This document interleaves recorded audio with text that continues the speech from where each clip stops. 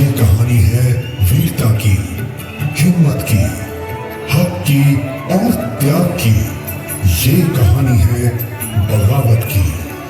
ये कहानी केवल कहानी नहीं बल्कि हकीकत है, संताल आदिवासियों के समर्पण और संघर्ष की।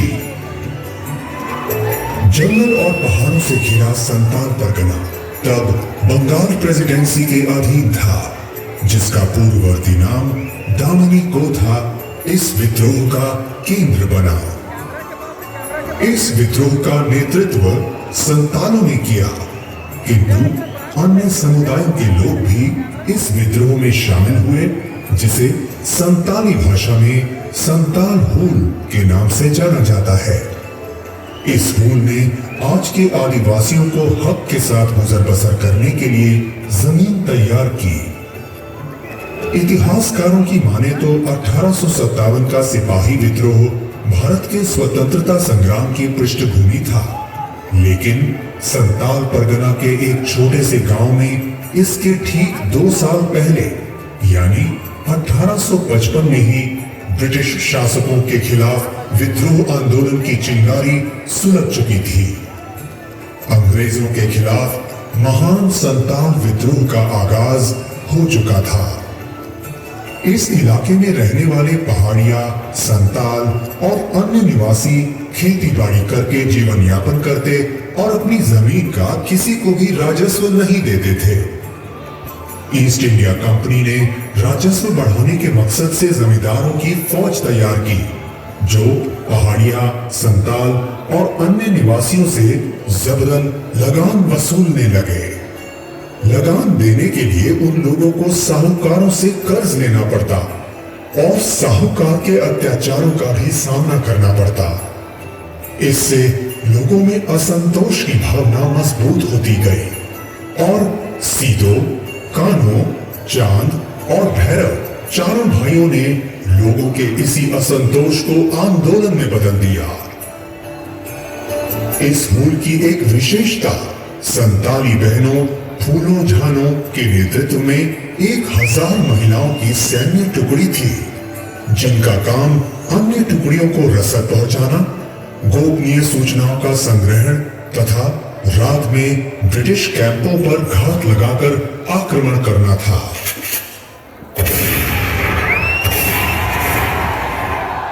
संताल आदिवासियों ने पहले अंग्रेजी हुकूमत के आदेश पर साल दर साल जंगल झाड़ साफ किए, खेती की और माल गुजारी भी दी।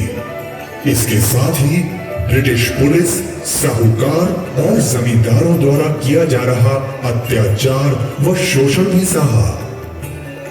पर जब संथालों पर ब्रिटिश हुकूमत के शोषण और अन्याय की अति हो गई, तब संतालों को अपनी जमीन और अपने हक के लिए विवश होकर विद्रोह पर उतरना पड़ा। उस समय दुमका क्षेत्र में पड़ने वाले बरहेट प्रखंड के भोगनाडीय गांव में चुन्नू मुर्मू की 6 संतान, जिसमें 4 लड़के और 2 लड़कियां, सीधो मुर्मू, कान्हो मुर्मू, चांद मुर्मू, भैरव मुर्मू, फूलो मुर्मू और झानो मुर्मू ने संताल समाज के लोगों को जुल्म के खिलाफ आवाज उठाना सिखाया।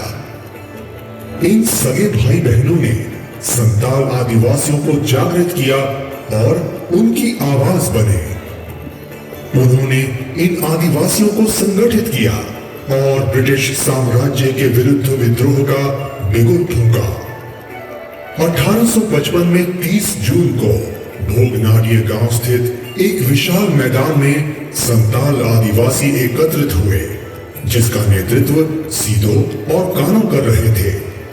ये वही दिन था जब दोनों भाइयों ने ब्रिटिश शासकों को ललकारा और संताल हूल की नींव पड़ी। उन्होंने गुलामी की जंजीरों को तोड़कर आवाज बुलंद की और अंग्रेजों हमारी माटी छोड़ो का नारा दिया। संताल के लोगों ने उसी दिन ये संकल्प लिया कि हमारी मेहनत की कमाई, हमारी खेती, हमारे जल जंगल जमीन पर सिर्फ हमारा हक है।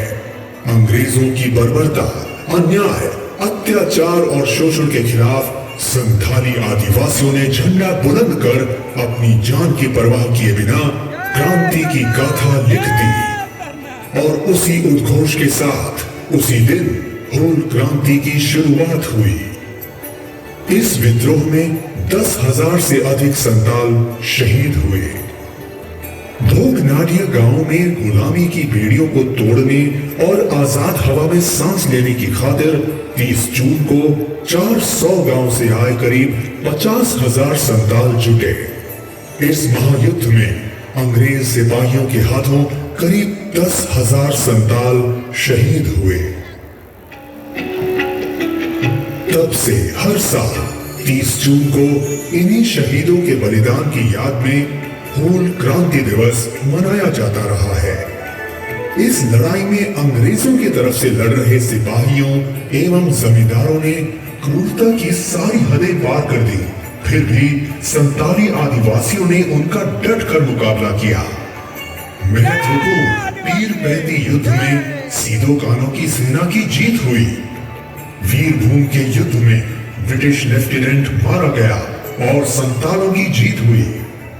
इस विजय से ईस्ट इंडिया का अपराजय होने का मिथक टूटा और 1857 की क्रांति संभव हुई। अंग्रेज इतिहासकार बताते हैं कि जब तक डुगडुगी बजती रही और एक भी आंदोलनकारी जिंदा रहा, युद्ध करता रहा। उन्होंने बताया कि हर संताली आदिवासी अपनी आखिरी सांस तक लड़ता रहा, परंतु इस मुकाबले में अंग्रेजों ने सीधो कानों को पकड़ लिया और 26 जुलाई 1855 को पंचकठिया में पीपल के पेड़ से लटकाकर फांसी दे दी। आज भी पंचकठिया में स्थित ये क्रांति स्थल इन वीरों के शौर्य की गाथा की याद दिलाता है।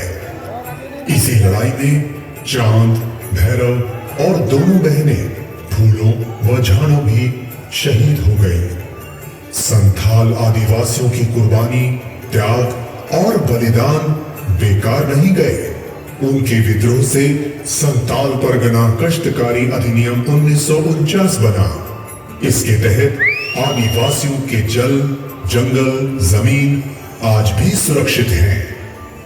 सीधो कानों, चांद, भैरव, फूलों, झानों समेत 2000 आदिवासियों के बलिदान को याद करता पंचकठिया का क्रांति स्थल, जहां सीधो कानों को फांसी दी गई और भोगनाडीह में उनका घर आज भी इन वीर सपूतों की वीरता का किस्सा बयान करता है। हर साल 30 जून के दिन झारखंड ही नहीं बल्कि देश के कई राज्यों से आने वाले हजारों आदिवासी जनजाति के लोग भोगनाडीह में जमा होकर इस शहादत और त्याग को याद करते हैं और इस क्रांति की गवाही देते हैं। आइए हम भी अपने इस गौरवमयी इतिहास को जानें और इन वीर सपूतों की कुर्बानी, इनके उस पराक्रम और त्याग के लिए उन्हें नमन करें।